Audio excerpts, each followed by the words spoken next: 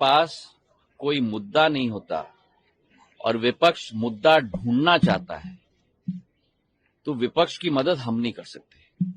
हमारी जिम्मेदारी है उपभोक्ताओं की मदद करने की, हमारी जिम्मेदारी है उपभोक्ताओं की सुरक्षा देखने के लिए। क्या है संचार साथी? संचार साथी एक ऐप है और एक पोर्टल है जिसके आधार पर हर एक उपभोक्ता अपनी सुरक्षा अपने हाथों से कर पाता है। ये जन भागीदारी का एक कदम है। इसमें लोगों को ऑब्जेक्शन नहीं, लोगों को स्वागत करना चाहिए। इसके आधार पर जब आप मोबाइल फोन खरीदते हो, उसके आधार पर IMEI नंबर फेक है कि जेन्युइन है, उसका रिकॉग्निशन आप संचार साथी ऐप के आधार पर कर सकते हो। आज तक संचार साथी पोर्टल के 20 करोड़ डाउनलोड हुए, ऐप के 1.5 करोड़ से ज्यादा डाउनलोड हुए। और ये सफल क्यों है? ये सफल इसलिए है क्योंकि देश का हर नागरिक इस अभियान का साथी बनना चाहता है कि वो स्वयं जन भागीदारी के आधार पर अपनी सुरक्षा नियमित रूप से कर पाए। एक मिनट। आज तक करीब 1.25 crore mobile connections, fraudulent mobile connections इस जन भागीदारी के आधार पे ही डिस्कनेक्ट हुए। करीब 20 लाख फोन जो चोरी हुए थे उनको ट्रेस किया गया है। 7.5 लाख फोन जो चोरी हुए थे उनको वापस उपभोक्ता के हाथ पे पहुंच चुका है। करीब 21 लाख फोन उपभोक्ताओं के रिकॉग्निशन और रिपोर्टिंग के आधार पे ही डिस्कनेक्ट हुए हैं। तो एक तरफ जहां दूर संचार के आधार पर देश का एक नागरिक कनेक्ट हो रहा है, वहीं दूर संचार के आधार पर कई ऐसी शक्तियां भी हैं जो इस दूर संचार की सुविधा का दुरुपयोग करके लोगों के ऊपर फ्रॉड कर रही हैं, लोगों का पैसा ले जा रही हैं, लोगों के फोन्स चोरी कर रहे हैं।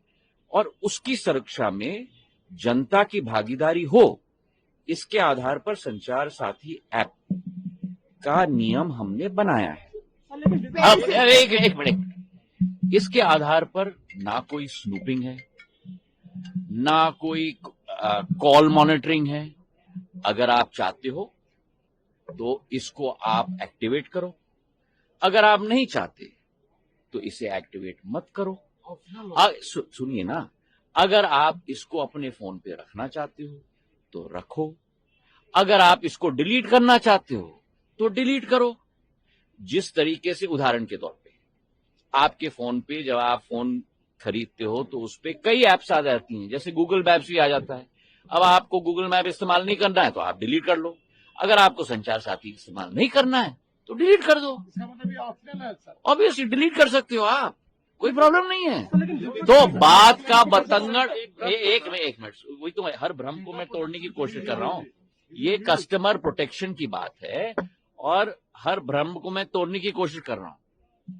आपको डिलीट करना है तो आप डिलीट कर दोगे, आप, कोई मैंडेटरी नहीं है। आप अगर रजिस्टर नहीं करना चाहते हो, मतलब कि उदाहरण के तौर पे इस ऐप का उपयोग नहीं करना चाहते हो, तो रजिस्टर मत करो, वो डोरमेंट रहेगा। डिलीट करना है तो डिलीट कर लो। पर क्या हो, एक मिनट, पर हर व्यक्ति को देश में नहीं मालूम कि मुझे फ्रॉड से प्रोटेक्ट करने के लिए, मुझे चोरी से प्रोटेक्ट करने के लिए ये ऐप है। तो हर व्यक्ति तक ये ऐप पहुंचाना हमारी जिम्मेदारी है। अगर आपको डिलीट करना है तो डिलीट कर दो, नहीं इस्तेमाल करना है तो रजिस्टर मत करो। जब आप रजिस्टर करोगे तभी तो एक्टिव होगा, रजिस्टर नहीं करोगे तो इनएक्टिव होगा। इसका मतलब संचार साथी ऐप हम डिलीट कर सकते हैं अपने फोन में? बिल्कुल डिलीट कर सकते हो आप, सिर्फ इनबिल्ट ऑप्शन है, उसे आप डिलीट कर। आप उसको जिस तरीके से अपने फोन पे दूसरे ऐप को दबाओगे और कहोगे डिलीट, वैसे इसको भी दबा सकते हो और कह सकते हो डिलीट। चलिए, प्रॉब्लम क्या है कि विपक्ष कुर्सी के नीचे, कुर्सी के पीछे, कुर्सी के लिए मुद्दे ढूंढ रहा है।